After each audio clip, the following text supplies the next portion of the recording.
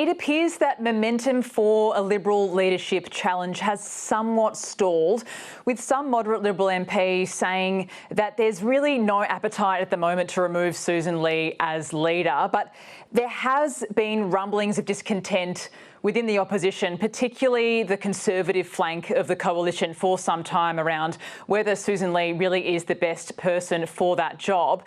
And this all came to a head last week when three Nationals senators, they were demoted from her front bench for breaking the rules of shadow cabinet solidarity by voting against the coalition's formal position on Labor's hate speech laws. Now, Sussan Ley accepted the resignations of these three senators, as is expected in this situation.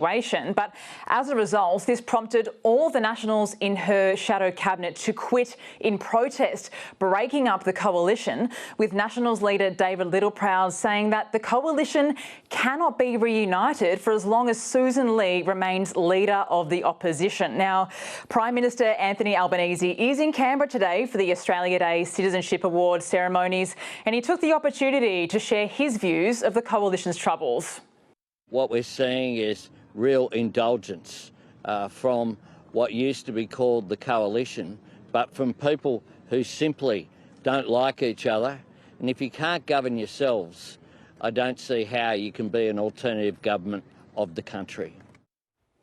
Now, this is the second time that the coalition has broken up in less than 12 months.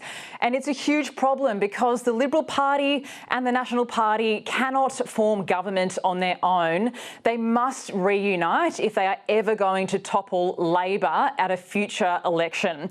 This leaves Sussan Ley in a very precarious position, which has given way to this talk of a leadership challenge. There are two key contenders, that's Angus Taylor and Andrew Hastie. Angus Taylor, he served as the former Treasurer under former opposition leader Peter Dutton ahead of last year's federal election. Andrew Hastie, he is a Conservative Liberal MP from Western Australia. He's a former soldier in the Australian Defence Force, and he's certainly made no secret of his leadership ambitions. The Deputy Leader of the Opposition, Ted O'Brien, spoke to the Today Show earlier today, where he said that Sussan Ley does have the backing of the Liberal Party room.